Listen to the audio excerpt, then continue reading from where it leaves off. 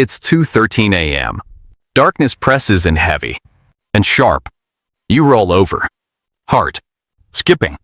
A sudden tightness in your chest. Your breath catches. Aloud. Bing. Phone is just out of reach. Every second stretches longer. Every movement could be the difference between survival and disaster. Emergencies don't wait. 4. Adults over 60, sudden life-threatening. Moments can escalate in seconds, leaving no time for hesitation. The reality is, start. Thousands of seniors face situations alone every year. Heart complications, breathing crises, or unexpected accidents. The risk isn't just injury. It's complete isolation. When seconds count, many assume that survival requires someone else's presence. That belief is dangerous. Age changes the body in ways most people don't anticipate. Muscles weaken.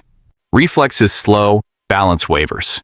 Even a simple everyday event can spiral into a life-threatening emergency. Statistics are shocking but actionable.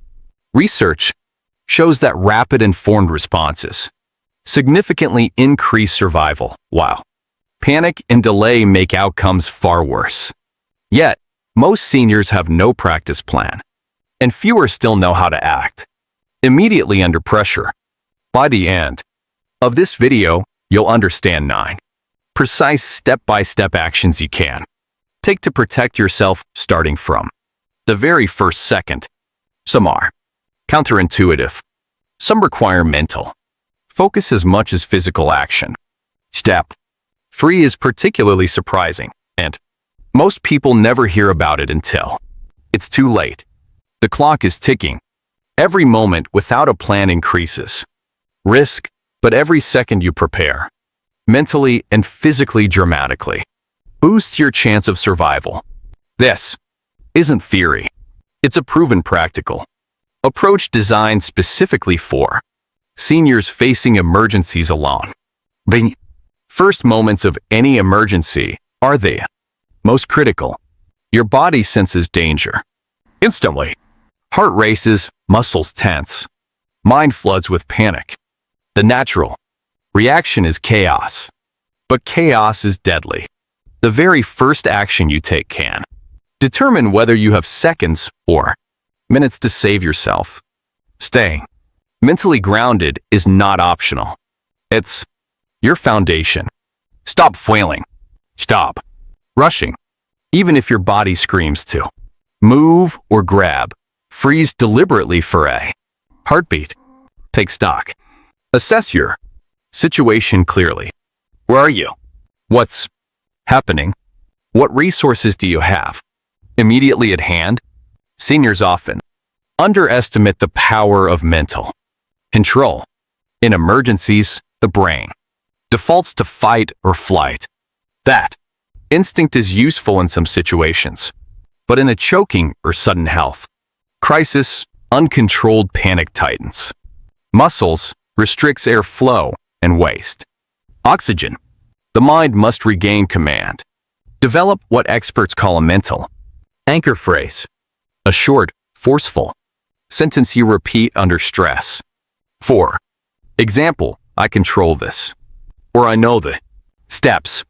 Practice it daily. Even a single session of rehearsal builds a neural pathway that triggers automatic focus.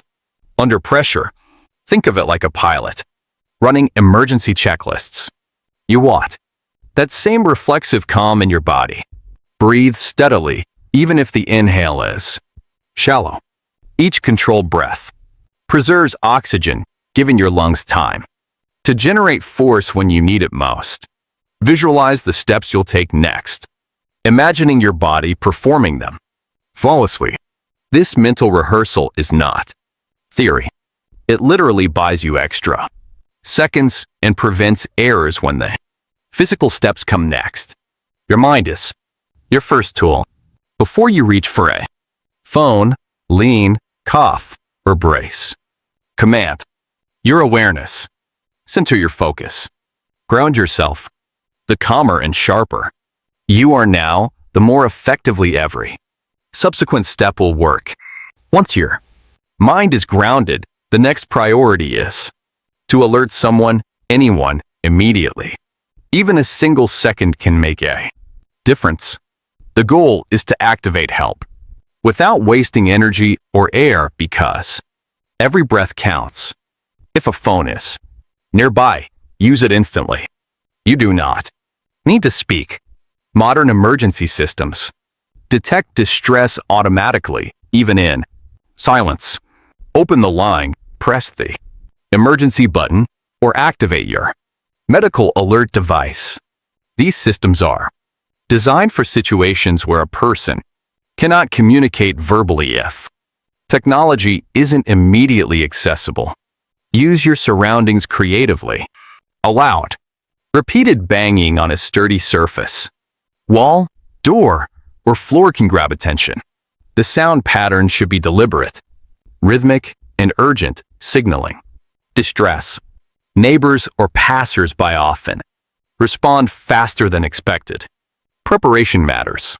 Keep a small emergency device or phone within reach at all times, not just during meals. Pre-program emergency contacts and teach family members to recognize silent signals or alerts from your devices. These small steps remove friction during the crisis and by critical extra seconds. Never assume calling for help and acting physically are mutually exclusive. They must happen simultaneously as you alert others. Your body can begin the next steps: positioning, coughing, and applying force. Mental focus plus activated emergency response multiplies your survival odds exponentially.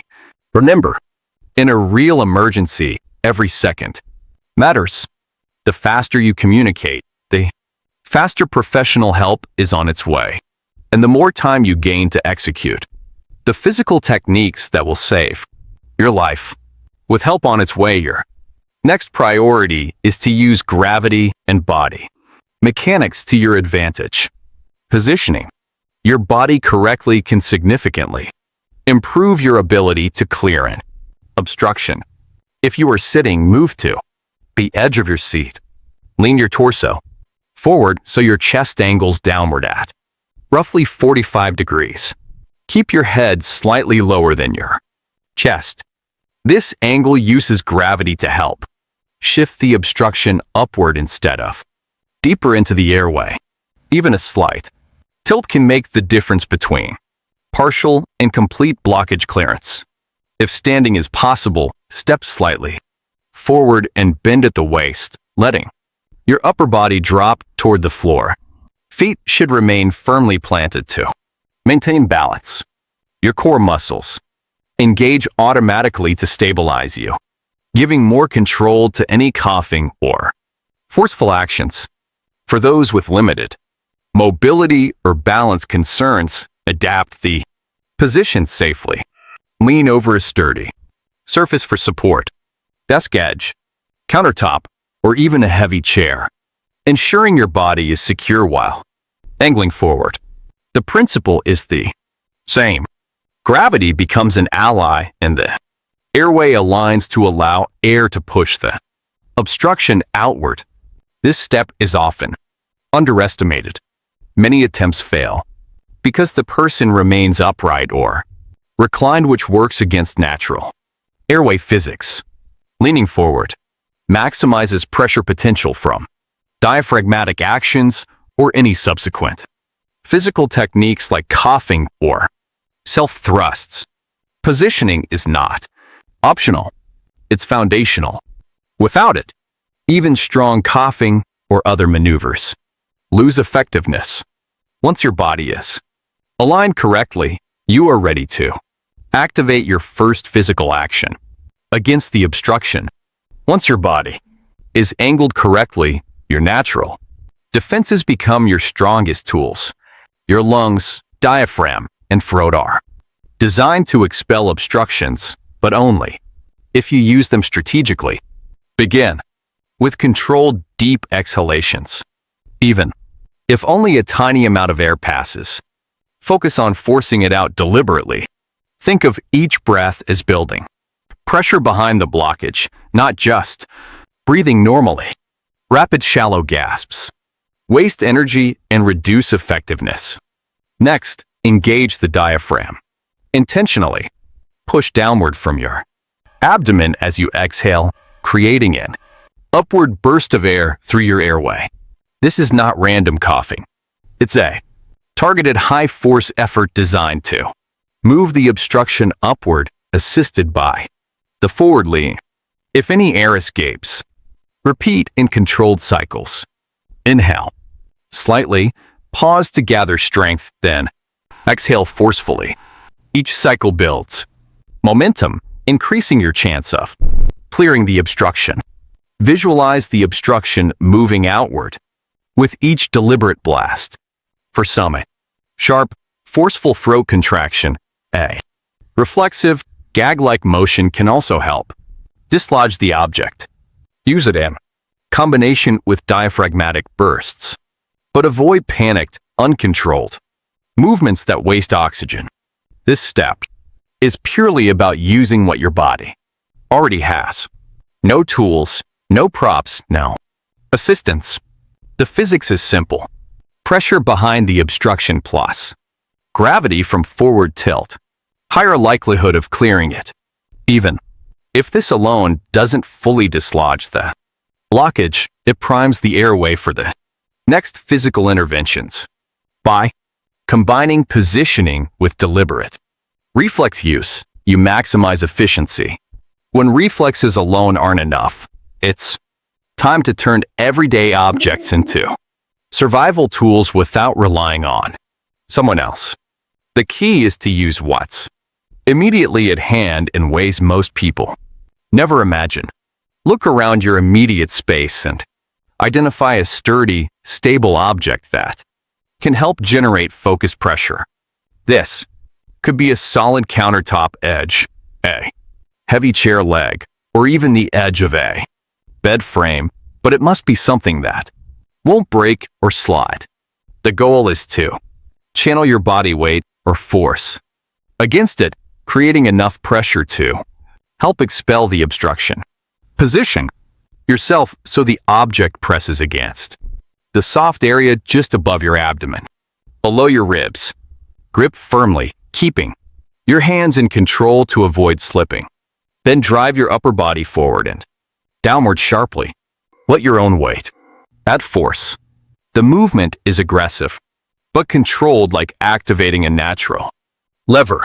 Each push or thrust should be distinct and intentional. Short, repeated bursts are more effective than slow, rocking motions. Every impact pushes air upward behind the obstruction while using gravity to your advantage. The beauty of this method is that it's completely adaptable. If one object doesn't work, you can shift to another nearby surface, always maintaining control and focusing on force direction. It doesn't require upper body strength alone. Your entire body weight multiplies the impact. Combine this with the breathing and reflex techniques. Forceful exhalations as you drive your body forward amplify the effect. Think of it as creating a pressure system with your lungs, diaphragm, and external object all working together. This step introduces creativity and improvisation, but it's grounded in physics and human biomechanics. It empowers you to act independently even when no one else is around. Mastering this technique ensures you're not helpless. Your environment becomes an extension of your body's natural defenses. When basic reflexes and environmental tools aren't enough, it's time to escalate your physical response. This step focuses on maximizing your body's natural mechanics to generate the greatest force possible against an obstruction. Start by adjusting your stance. Plank your feet firmly, slightly wider than shoulder width. Bend your knees and engage your core. This alignment ensures that every movement transfers full body power, instead of relying solely on arm strength. Next, combine a sharp forward or backward thrust with controlled exhalation. The synchronization of diaphragm pressure creates a concentrated surge. The synchronization of diaphragm pressure, core contraction, and directional force creates a concentrated surge of air that can dislodge stubborn obstructions. Each motion should be deliberate, explosive, and controlled, not random or weak. If mobility allows, incorporate rotational movements. Twisting slightly as you push can leverage your body weight more effectively, using gravity and momentum to aid in clearing the airway. Think of it as turning your torso into a natural pump that compresses the space behind the blockage. For seniors with limited strength or flexibility, this step can still be performed by leaning against a stable object, a railing, solid edge, or sturdy furniture. Your arms and core act as guides, while your legs generate the main driving force.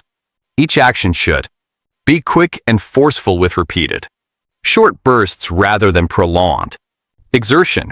Step 8. If the obstruction hasn't cleared yet, it's time to use your environment in a simple but powerful way.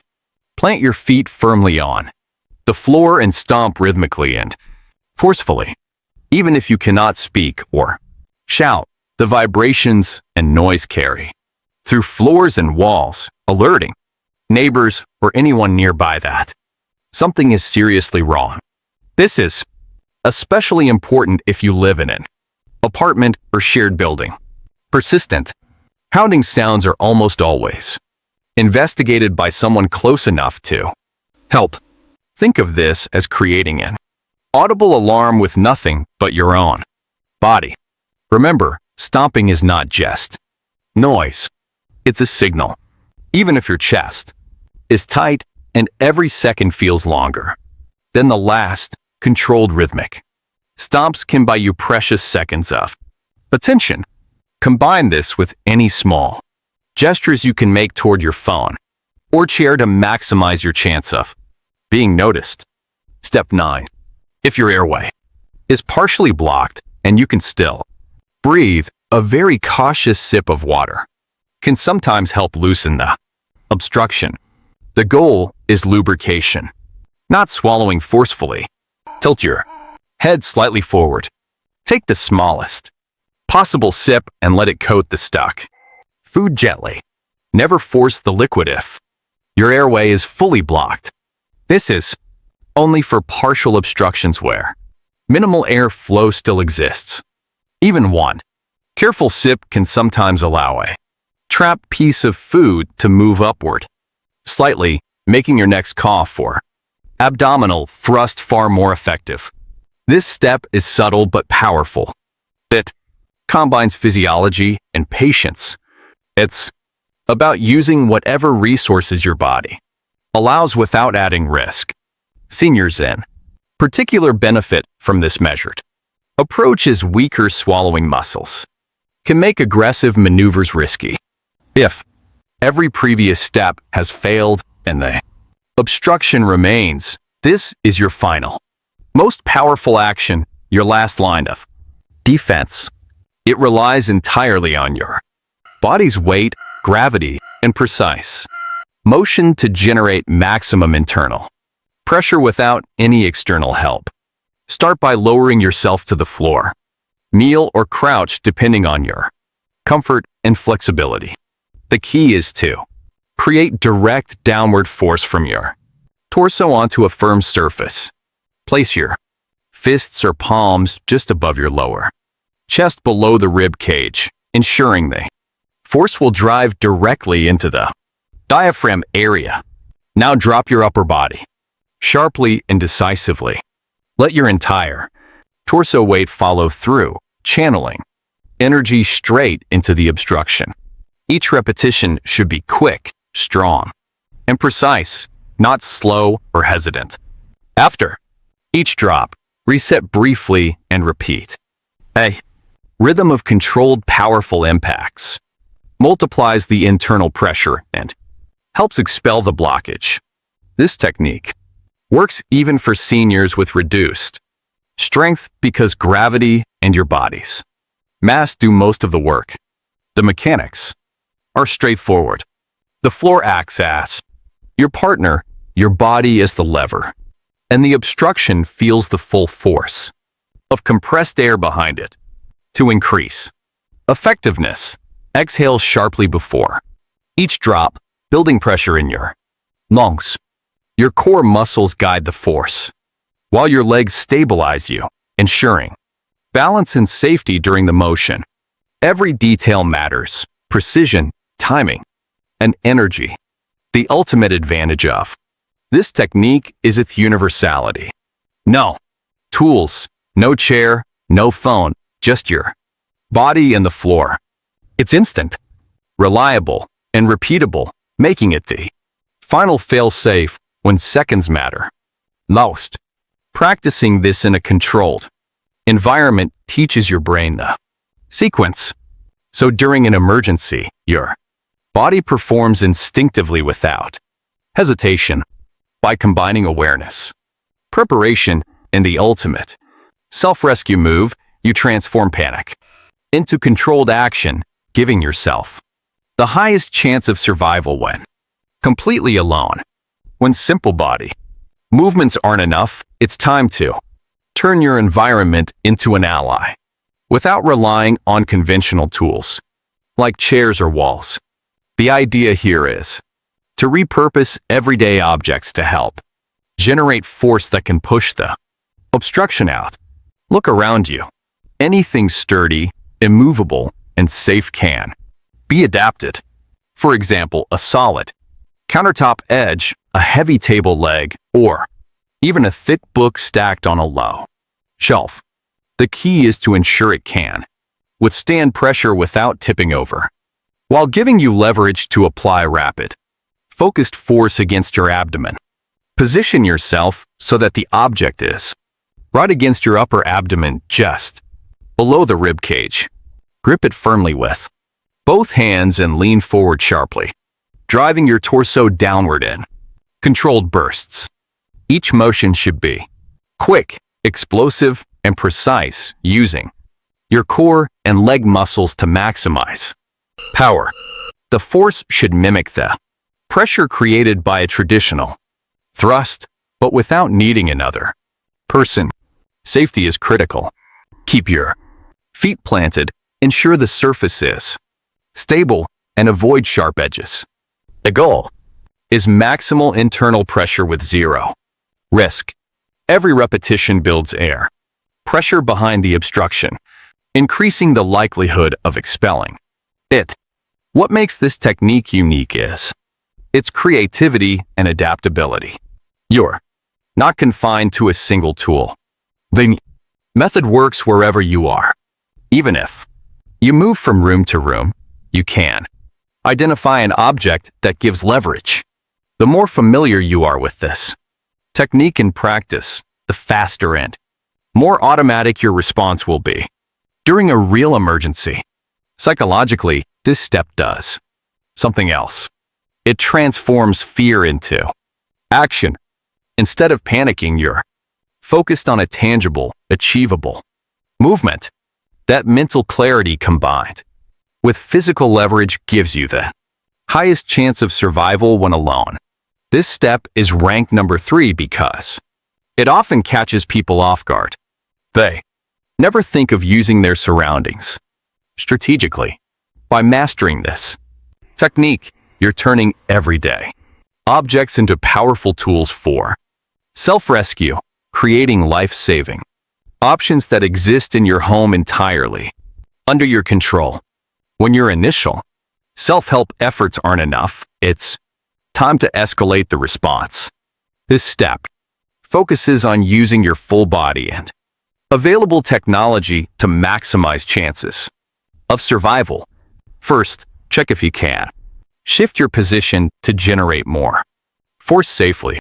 For example, if you're seated, move to the edge of a sturdy surface and use your legs and core to push upward while leaning forward. If standing, bend slightly at the hips. Plant your feet firmly and prepare for short explosive motions that increase pressure behind the obstruction. Every movement should be deliberate and forceful, not frantic. Panic was Tess. Precious energy. Next, leverage. Technology.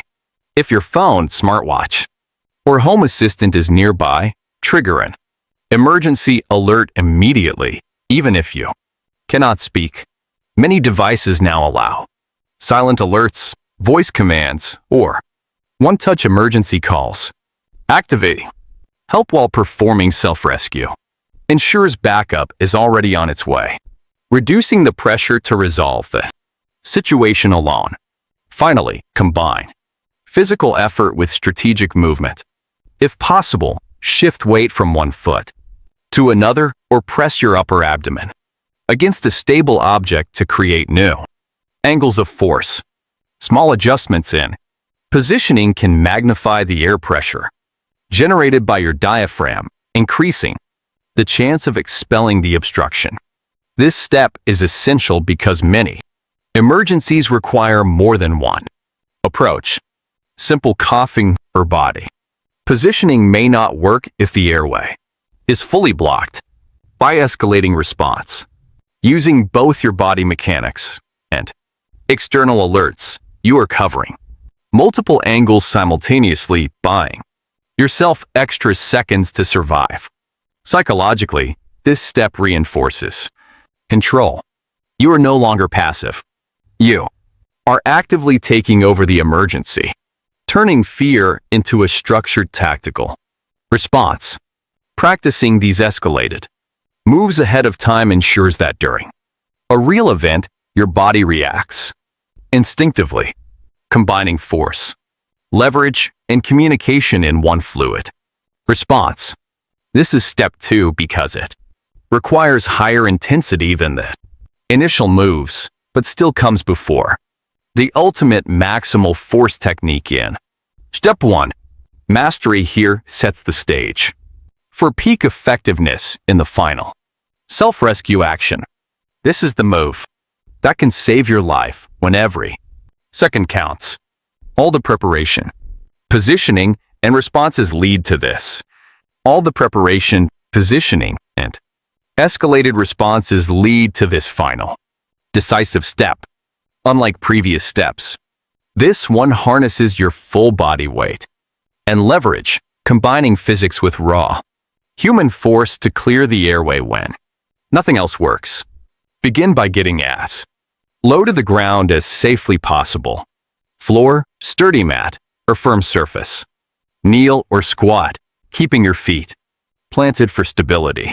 Place your hands strategically, one palm or both fists just above your belly button, aiming to push the diaphragm upward sharply. The goal is to generate the maximum internal pressure behind the obstruction without relying on external help. Next, use your body weight aggressively.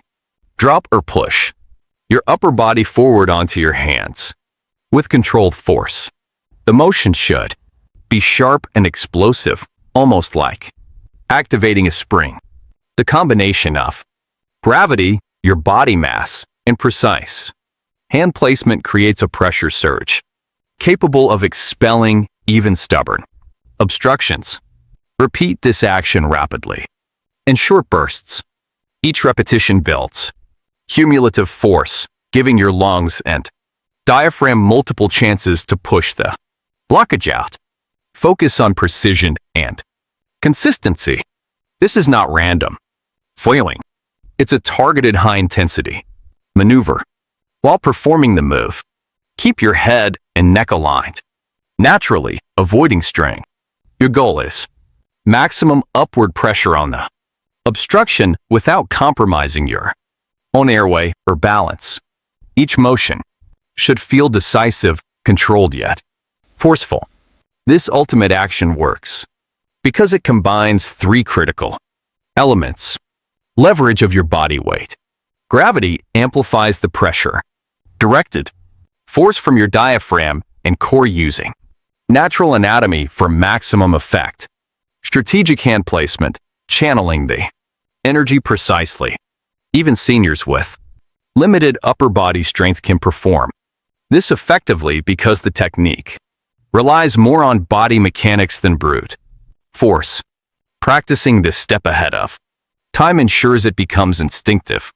So, during a real emergency, your body moves automatically and efficiently.